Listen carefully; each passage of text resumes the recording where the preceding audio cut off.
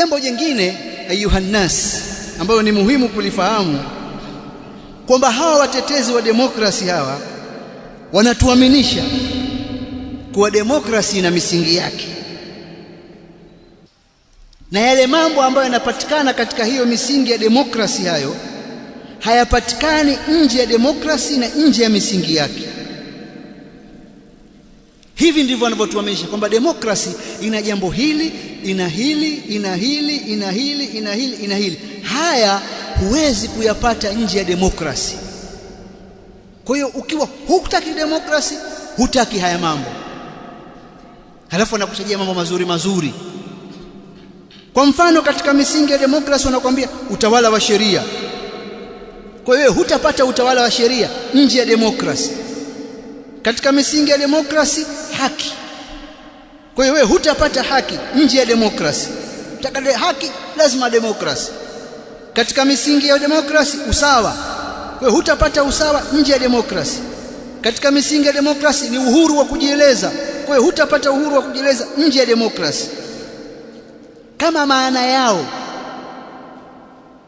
katika jambo hili na mambo haya wanayoyataja, tafsiri yao ni ile ile ambayo wao wanaizungumza katika demokrasia, yaani kama utawala wa sheria ule ule wanaozungumza wao, na sio utawala wa sheria kama dhana. Kama maana yao ndio hiyo, ni kweli, kwa sababu hayo wanayoyataja hayo ambayo yako kwenye demokrasi, kwa maana yao ile wanaoieleza huko wengine hakuna, yako kwao tu. Lakini kama ni dhana kwa ujumla wake, basi nje ya demokrasi yapo hayo mambo, tena kwa uzuri zaidi. Kwa mfano utawala wa sheria. Utawala wa sheria si ni katika misingi ya demokrasi? Kama utawala wa sheria wanaokusudia wao ni dhana ya utawala wa sheria, nje ya demokrasi upo. Sisi katika Uislamu tunao utawala wa sheria. Uislamu ni dini yenye sheria na uongozi wake daima hufuata sheria. Kwani nyinyi sheria mmezipata wapi? Hizi taratibu na kanuni hizi mmezipata wapi? Si ni juzi tu hapa miaka 200 nyuma ndio watafiti wamefungua vitabu vya Kiislamu wakaona mambo yanavyoendeshwa Kiislamu. Siku nyingi Uislamu ushazungumza kuhusu mambo ya jinai. Vitabu vimeandika vya wanavyuoni wa Kiislamu wa fiqh vya zamani kabisa, mambo ya madai, mambo ya jinai, makosa makubwa ya jinai. Mengine yametajwa kwenye Qur'ani kabisa. Katika sheria ya nchi hii kwenye criminal procedure kuna wanasheria katika penal code ile procedure ile ya criminal procedure, ile procedure mengi katika mambo yale yameigwa kutoka kwa mafundisho ya Uislamu. Sasa katika ile penal code kuna makosa, kwa mfano ya kuua. Makosa ya kuua yako ya aina mbili. Kuna kuua mada, kuua kwa kukusudia, na kuna manslaughter, kuua bila kukusudia. Kuua kwa kukusudia kuna ingredients zake, na hiyo manslaughter kuna ingredients zake, kwamba ukifanya hivi wewe utahukumiwa kwamba umekusudia. Sasa jambo hili tu kwa mfano katika Qur'ani limeelezwa miaka 1400 nyuma, na utaratibu wake na namna linavyokuwa. Halikuelezwa kama walivyoeleza wao, limeelezwa kwa upana na kwa uzuri zaidi. Bali Uislamu ukapanua baadhi ya makosa: kuua kwa kukusudia, kuua bila kukusudia, kuua kunakofanana na kukusudia, na kila jambo lina ingredients zake. Na haya mambo yalikuwa yakihukumiwa na makadhi zamani. Basi walikuwa wakihukumu vipi? Na jambo liko kwenye Qur'ani na liko kwenye sheria ya Kiislamu. Hiyo miaka hiyo kabla ya haya mambo ya sasa yaliyokuja haya, wao walikuwa wakihukumu vipi? Walikuwa wana procedure zimeandikwa. Kwa hiyo tunapozungumza kuhusu kama ni utawala wa sheria unaofuata sheria, dini yetu ni sheria tupu.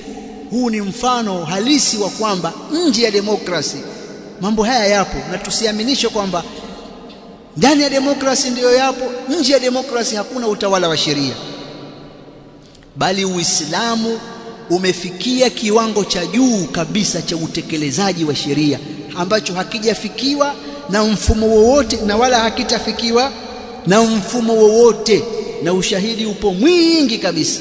Miongoni mwa ushahidi huo ni mwanamke mmoja alikuwa na tuhuma ya wizi katika kipindi cha Bwana Mtume sallallahu alaihi wasallam, mwanamke mtukufu wa kabila la Makhzumia, kabila la Makhzum. Mwanamke huyo katika riwaya zimekuja kama Bibi Aisha, anna Quraishan ahammahum sha'nu almar'ati almakhzumiyya allati saraqat, wakamtuma Usama akamuombe Mtume sallallahu alayhi wa alihi wasallam amuondoshee adhabu. Maana huyu mwanamke ni mtukufu, nani atazungumza na Mtume? Wakaona huyu Usama huyu ni kipenzi cha Mtume na baba yake ni kipenzi cha Mtume. Baba yake alikuwa akiitwa Zaid. Zaid aliachwa huru na Mtume sallallahu alayhi wasallam, alipewa za Zaid, alipewa zawadi Mtume na mkewe Bibi Khadija. Mtume na mambo ya utumwa ni mbali kwa mbali, akamwacha huru. Wewe sasa hivi uko huru. Akawa Zaidi ndiyo yule aliyotajwa kwenye Qur'ani, akawa anaishi naye kama kijana wake. Kwa faida tu, baba yake alikuja huyu Zaidi, akamkuta mwanawe yuko na Bwana Mtume sallallahu alayhi wa alihi wasallam Makka. Akamwambia, akamfuata Mtume akamwambia, bwana, huyu ni kijana wangu, mimi namhitaji, nitakurudishia unachokitaka. Mtume akamwambia, huyu yuko huru, wewe zungumza naye, akikubali kuondoka na wewe mchukue, akikataa akitaka kubaki na mimi mwache. Sasa huwezi kufananisha tabia za Mtume Muhammad sallallahu alayhi wasallam na za mtu mwingine. Huyo bwana akamwambia, baba, wewe nenda, huyu mtu siwezi kumwacha, wewe nenda bwana, mimi nitabaki naye. Mtume alikuwa akimpenda mwanae, ni Usama. Mtume alikuwa akimpenda. Tumtume nani? Tumtume Usama. Bwana, njoo kamwambie Mtume kuna mwanamke kaiba huyu mtukufu, bwana, angalie namna ya kufanya. Akamuuliza Usama, hivi wewe unaombea watu ili isitekelezwe hadi ya Allah subhanahu wa ta'ala? Akawakusanya watu katika mimbari, akawahutubia, akawaambia maneno mazito sana. Katika aliyowaambia, innama ahlaka alladhina qablakum annahum kanu idha saraka fihim ash-sharifu tarakuhu wa idha saraka fihim ad-dha'ifu aqamu alayhi al-hadda. Hakika hapana vingine, wameangamia waliokuwa kabla yenu. Wao walikuwa akiiba mtu mtukufu wanamuacha, na akiiba mtu dhaifu wanasimamishia hujja. Wallahi law anna Fatimata binta Muhammadin saraqat laqata'tu yadaha. Wallahi, naapa kwa Allah, lau kama Fatima binti wa Muhammad ataiba, mimi nitamkata mkono wake. Kuna kiwango cha utekelezaji wa sheria kikubwa kuliko hiki? Ukamkate mtoto wako unayempenda, lakini angelifanya hivyo Bwana Mtume sallallahu alaihi wasallam anasema ingelimkata. Sasa msitutajie kwamba mkaonesha kama vile sheria na utekelezaji wake kwa kwenye demokrasi, na nje ya demokrasi hakuna kitu hicho. Kadhalika wanataja usawa, na makusudio yao kuhusu usawa wa watetezi wa demokrasi ni kwamba watu wote wako sawa, wachukuliwe kwa usawa. Wanawake wako sawa na wanaume, matajiri na maskini wako sawa, watu wote wako sawa. Sasa jambo hili linaweza kuwa ni sahihi kwa upande fulani, lakini upande mwingine sio sahihi. Katika Uislamu kuna maeneo watu wako sawa, kupitishiwa hukumu watu wako sawa, tajiri maskini sawa, wanawake wako sawa na wanaume katika baadhi ya maeneo. Kama mfano maeneo gani? Katika malipo ya matendo na utendaji wa matendo mema wapo sawa katika asili yao, wapo sawa katika mambo ya imani, watapata wao ujira. Man amila salihan min dhakarin au untha wa huwa mu'min falanuhyiyannahu hayatan tayyibah walanajziyannahum ajrahum biahsani ma kanu ya'malun. Yeyote atakayefanya matendo mema, awe mwanaume au mwanamke, hali ya kuwa ni mu'min, basi tutamhuisha hai mzuri na tutamlipa ujira wake kwa yale mazuri waliokuwa wakiyafanya. Katika masala ya malipo na amali njema watu wako sawa, wako sawa, wanaruhusiwa wote kumiliki, wanaruhusiwa kurithi, wako sawa. Lakini si katika mambo yote mwanamke na mwanaume watu wako sawa. Walaisa dhakaru kaluntha, kuna mambo ni mahsusi kwa mwanaume, hayo anayaweza yeye, na kuna mambo ni mahsusi kwa wanawake, wanayaweza wao, mwanaume hayawezi, na akiingia tafeli. Kwa hiyo zile harakati za usawa zilizoanza karne ya 19 na zikashika kasi baada ya vita ya pili ya dunia, baada ya vita ya kwanza ya dunia, zilizokuwa zikiwaangalia watu wote sawa, baadaye zikaingizwa kwenye demokrasi na kwamba watu wote wako sawa katika mambo yote, zile haziko sawa sawa, si sahihi, si mtazamo sahihi.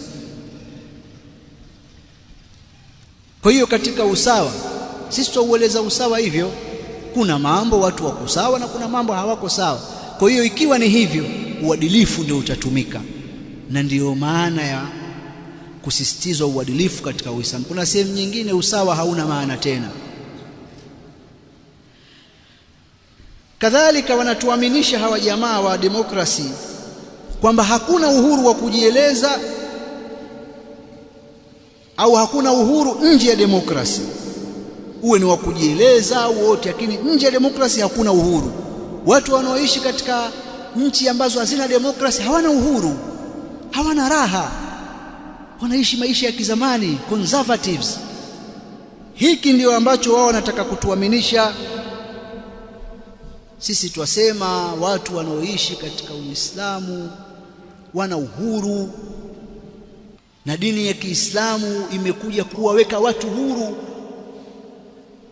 na kuwafungua minyororo na mizigo waliokuwa nayo ya takalid na sharai za jahiliya, kama anavyosema Allah subhanahu wa ta'ala katika Qur'an, katika suratul A'raf, alladhina yattabi'una ar-rasula an-nabiyya al-ummi alladhi yajidunahu maktuban 'indahum fi at-taurati wal-injil ya'muruhum bil ma'ruf wa yanhahum 'anil munkar wa yuhillu lahum at-tayyibat wa yuharrimu 'alayhim al-khaba'ith wa yadh'u 'anhum israhum والأغلال التي كانت عليهم فالذين آمنوا به وعزروه ونصروه واتبعوا النور الذي أنزل معه أولئك هم المفلحون.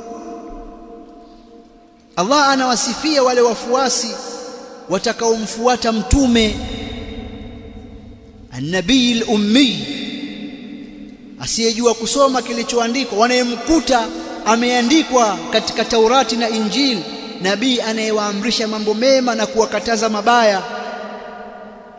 Ya'muruhum bil ma'ruf wa yanhahum 'anil munkar wa yuhillu lahum at-tayyibat wa yuharrimu 'alayhim al-khaba'ith wa yadh'u 'anhum israhum wal aghlal allati kanat 'alayhim, na anawaondoshea mizigo yao na minyororo iliyokuwa juu yao. Watu walikuwa wamefungwa na minyororo na takalid za sharai za jahiliya, hawana uhuru, wana maisha ya dhiki. Mwanamke alikuwa akinyanyasika, harithi, bali hata kuishi alikuwa hana haki ya kuishi, akiuawa. Hawezi kumiliki mali, hana haki ya kusoma, hana haki ya kujadili, yupo tu. Uislamu umekuja ukautoa uhuru huu asiuawe, kurithi naye arithi, kumiliki mali amiliki, kusoma asome, asirithiwe. Ya ayyuhalladhina amanu la yahillu lakum an tarithu an-nisaa karha. Mtume Muhammad sallallahu alayhi wa alihi wasallam amekuja kuwaeka watu wawe huru, na walikuwa wakisema, lakini sisi kwenye uhuru wetu kuna mipaka, sisi hatuna uhuru usiokuwa na mipaka. Huu uhuru ndio unaoihangaisha dunia sasa hivi. Huu uhuru usiokuwa na mipaka ndio unaozihangaisha serikali. Sisi katika Uislamu uhuru upo, tena ndio uliokuja kuasisiwa. Jahilia haikuwa na uhuru, lakini uhuru wetu una mipaka. Mambo maovu hakuna, uasharati hakuna, madanguro hakuna. Uhuru wa kutukana mtu, usimame hadharani umtukane mtu kwa sababu kwa mgongo wa siasa hakuna. Haya, kati ya sisi ambao tunasema uhuru huu na wale ambao wasema uhuru upo, wapi wanaoteseka zaidi? Serikali zateseka, ziteseki? Zateseka za huko walikotangaza huo, hiyo demokrasia zateseka kweli kweli, sikwambii hizi za kwetu, kwa sababu ya uhuru ambao hauna mipaka. Ndugu zangu, baada ya maelezo haya ambayo mimi nasema si marefu, japo mnaweza kuyaona marefu, maelezo ya kati na kati kuhusu demokrasia na mtazamo wetu, sasa turudi kwenye nukta yetu ya msingi, athari ya mfumo wa demokrasi juu ya msingi huu tunaoueleza, taatu ulati al-umur, kuwatii watawala. Athari yake ni ipi? Athari zake ziko nyingi sana katika mfumo wa demokrasi. Kuikosoa, kuipinga na hata kuiondoa serikali madarakani huonekana ni jambo au ni haki ya msingi ya raia, bila ya kuzingatia maslaha wala mafsada. Katika demokrasi, kukosoa viongozi hadharani ni haki ya msingi ya raia, haki ya msingi ya wanasiasa katika kutekeleza majukumu yao. Demokrasi ina uhuru usio na mipaka, na uhuru huu umesababisha fitna. Kwa nini? Kila mtu ana haki ya kusema chochote anachotaka kusema. Kila mtu ana haki ya kumkosoa kiongozi mkubwa hadharani. Anaweza kumdhalilisha, anaweza kumtukana, anaweza kuchochea watu dhidi yake kwa mgongo wa demokrasi. Haya tunayoyasema haya ni ya ukweli ya uongo? Ni ukweli. Na watu wanalipwa fedha kwa ajili ya kutoa elimu hii ya demokrasi, ya kudhalilisha viongozi, kuwatukana na kuchochea watu dhidi yao. Katika dini yetu ya Kiislamu na utaratibu wake, Uislamu unasema kukosoa kupo, lakini kumkosoa kiongozi, jambo hili hufanyika faragha, kama Mtume sallallahu alayhi wa alihi wasallam alivyosema katika hadithi, man arada an yansaha lidhi sultanin fala yubdihi alaniya, anayetaka kumkosoa mwenye mamlaka asimdhihirishie hadharani, amshike mkono wake akae naye faragha, halafu amwambie anayotaka kumwambia. Jihad bora ni mtu kumwambia haki kiongozi mwovu mbele yake, sio ukae huku mbali huku. Mtume sallallahu alayhi wasallam aliulizwa, ayul jihadi afdal? Qala kalimatu haqqin inda sultanin jair, jihadi ipi ni bora zaidi? Akasema neno la haki mbele ya kiongozi. Bwana, wewe unakosea hapa, mbele yake kamwambie, lakini sio kuzungumza hadharani. Hadharani imekatazwa. wakati jambo hili ni kinyume kabisa na mfumo wa demokrasia. Sasa hili jambo la kuwashambulia viongozi hadharani, ambalo kidemokrasia inaonekana ni ujasiri na ni jambo la ufahari, je, jambo hili kiasili ni sawa? Kiutaratibu tu wa maisha ya kawaida ni sawa? Wakati huo miaka 1950 demokrasia hakuna, wapo watu tu wanaishi na wazee wao na viongozi wao. Ilikuwa ni sawa hivyo, kwamba mtu anaweza akamshambulia kiongozi akamtukana, halafu kufanya hivyo ndio ufahari, ndio ujasiri, ndio uzalendo? Ni sawa? Bila shaka jambo hili sio sawa. Tuishieni hapa.